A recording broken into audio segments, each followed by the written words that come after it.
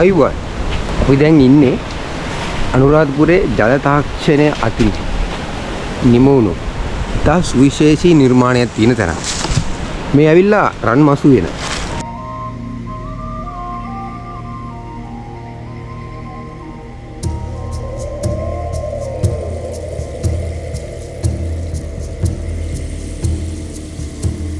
ඉතින් මම දැන් මේ යන්නේ මේ තව සුවිශේෂී ස්ථානයකට.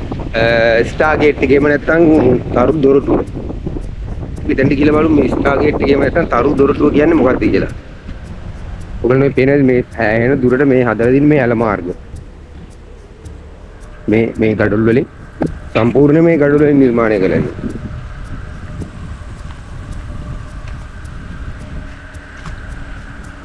ඉතින් දැන් මේ ඔබ දකින්නේ තාරකා දොරටුව.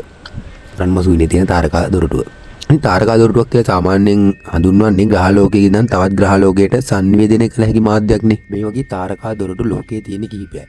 ඉතින් විවිධ මතධාරීන් විවිධ මත මේ ගැන ඉදිරිපත් කරනවා. ඉතින් තවත් කවුරුත් නොදන්න කරුණක් තමයි මේ චක්‍රය අවට තියෙනවා සෙල්ලිපිය, කපුරු සෙල්ලිපිය. මේ සෙල්ලිපියේ සඳහන් වෙන්නේ පනති පනස. ඒ කියන්නේ තිපනස කියලා කියන්නේ 53ක් කියන අර්ථය.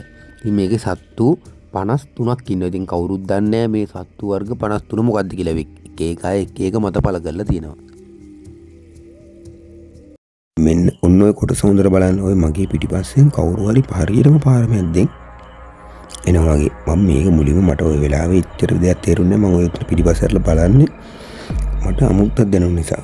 කවුරු පිටිපස්සෙන් එනවා වගේ හිතුන නිසා ඒ කවුරුත්ම මට පේන දෙයක් මානක තිටි කුඩාක් ඇති මිනිස්සු හිටියා.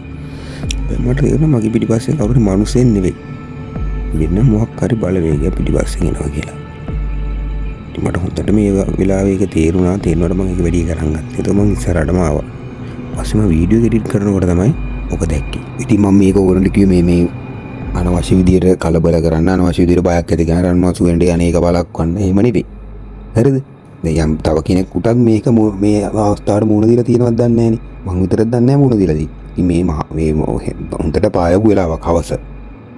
මේ හරිම අද්භූත පෙනුමක් තිබුණේ. ඔතන ඉස්සරහා නම් මේ කට්ටියක් හිටිය මේ හරියේ.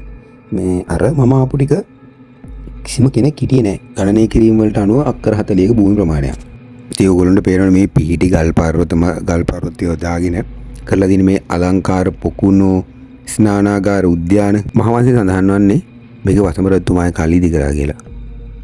අලංකාර පොකුණු, අලංකාර මල් වර්ග, අලංකාර මත්ස්‍ය රන්මසුවිනේ ඉතිහාසය ගැන විමසලා බලනකොට දුර්ගම රජතුමාගේ පුත් සාලිය කුමරු සැඬොල් තරුණියක් එක්කගෙන විවාහ කරගත්ත පුවත දන්නවනේ. ඉතින් ඔවුන් දෙදෙනා පැමිණියේ මේ රන්මසුවිනට කියලා තමයි ජනප්‍රවාදයේ සඳහන් වෙන්නේ. ඉතින් වර්තමානයේ ඉසුරු මුනි පෙම්මියුල ලෙස සඳහන් වන මොවුන් දෙදෙනා මෙම ස්ථානයෙන් හමු වෙලා තිබීම ඊට කදිම සාක්ෂියක්. ඉතින් මෙම රන්මසු උද්‍යානයෙන් නම ලැබිලා තියෙන මේ උද්‍යානයේ සිටි රන් පාට මත්ස්‍යයන් නිසා.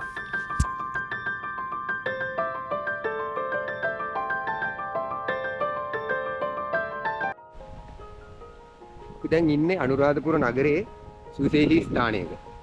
ඉසා වැවේ ජල තාක්ෂණය ජලය අරගෙන හදපු සුවිශේෂී ස්ථානයක. ඉතින් මේ පේන්නේ ගඩොල් වලින් ඉදි කරපු ජල මාර්ග. කියන්නේ කාණු පද්ධති. මේ ඇවිල්ලා රන්මසු වෙන.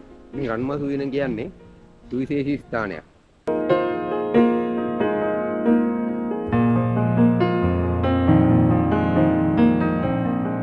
ඉතින් මේ ඕගොල්ලන්ට ඉහළින් පේන්නේ තිසා වැව. තිසා වැවෙන් ලබාගත් ජලය උයන ඔස්සේ ක්‍රමානුකූලව ගලාගෙන යාමට නල පද්ධතියක් ඉදි කරලා පොකුණු කිහිපයක් තනවලා තියෙනවා.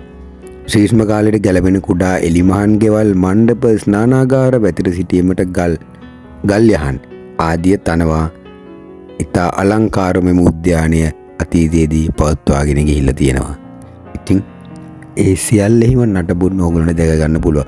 බොහෝ නටබුන්, බොහෝ පෞරාණික දේවල් නිදන් සරුන් විසින් අරගෙන ගිහිල්ලා තියෙනවා. ඉතින් ඔයගොල්ලෝ දන්නවනේ මේකේ පරීක්ෂණ කරලා තියෙන HCP බෙල් කියන කෙනා. ඉතින් මේවට අත්තුණු ඉරණම ගැන හිතාගන්න පුළුවන්නේ.